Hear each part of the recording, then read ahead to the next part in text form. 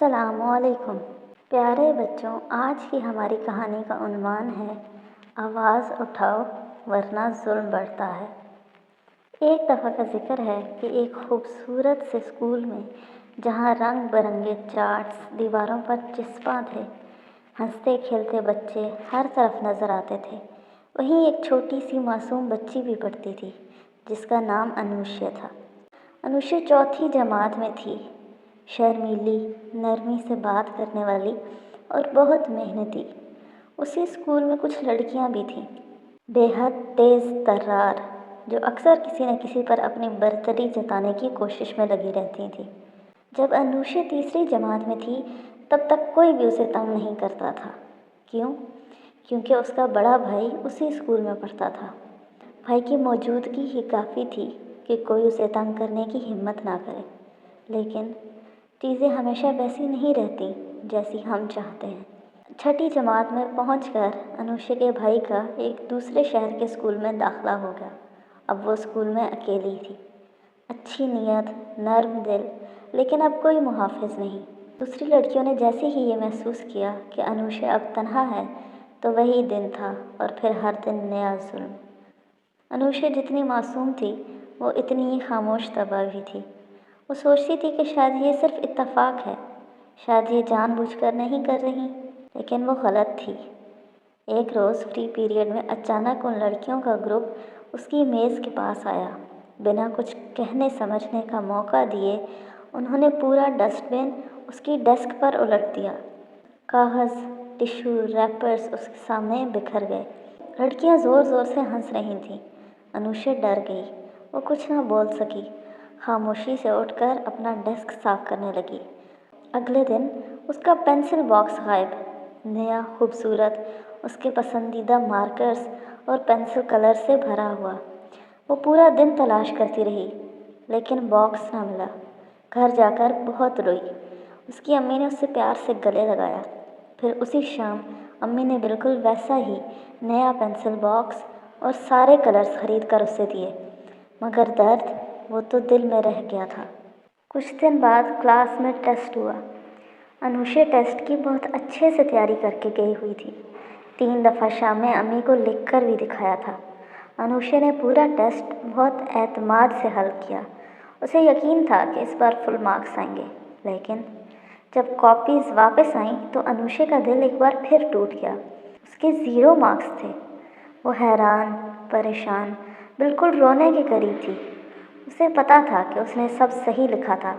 جب اس نے کاپی کھولی وہ فوراً سمجھ گئی۔ اس کی درست لکھائی مٹی ہوئی تھی، ربر سے مٹائے ہوئے نشانات صاف نظر آ رہے تھے، اوپر سے عجیب سی رائٹنگ میں غلط جوابات لکھے گئے تھے۔ انوشیا نے لرزتے ہاتھوں سے کاپی اٹھائی اور ٹیچر کے پاس پہنچی۔ مس، یہ جواب میں نے نہیں لکھے، کسی نے بدل دیے ہیں۔ میں نے ٹیسٹ بہت اچھا کیا تھا، یہ رائٹنگ بھی میری نہیں ہے، اور دیکھیں یہ ریزر کا مٹایا ہوا بھی دکھ رہا ہے۔ ٹیچر نے بغیر غور کیے کہا، آپ کو غلط فہمی ہوئی ہوگی، ایسا نہیں ہوتا۔ انوشیا خاموش ہو گئی۔ وہ دھیرے سے کلاس میں واپس آ کر بیٹھ گئی۔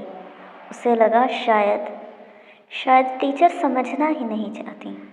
انوشیا نے پہلی بار محسوس کیا کہ اس کی بات کی کوئی اہمیت نہیں ہے، کسی کو فرق ہی نہیں پڑتا، لیکن یہ صرف اس کی خاموشی کی وجہ سے تھا۔ لیکن اس تجربے نے اسے بہت کچھ سکھا دیا تھا۔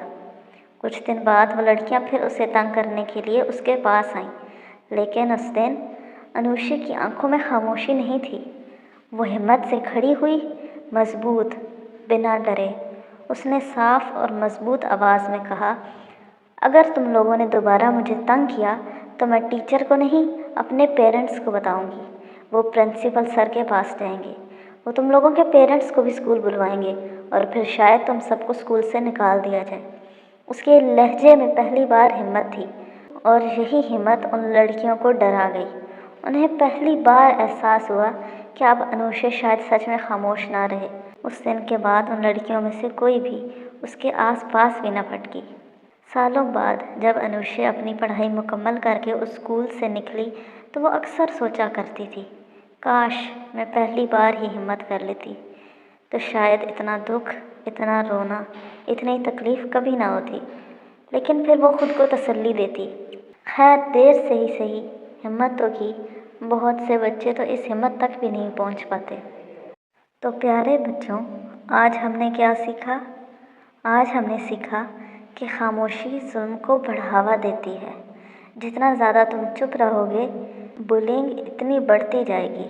ہمیشہ سچائی اور ہمت کے ساتھ آواز اٹھاؤ۔ اپنے حق کے لیے بولنے والا بچہ کبھی کمزور نہیں ہوتا۔ پیرنٹس اور ٹیچرز تمہارے محافظ ہیں۔ چھوٹی سے چھوٹی مشکل بھی فوراً بتاؤ۔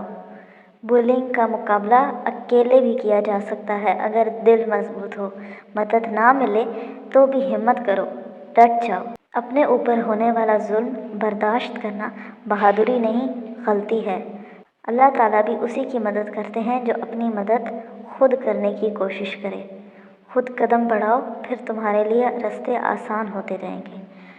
تو آج کے لیے اتنا ہی، کل ملیں گے ایک نئی کہانی کے ساتھ۔ تب تک کے لیے اللہ حافظ، اپنا بہت خیال رکھیے گا، فی امان اللہ۔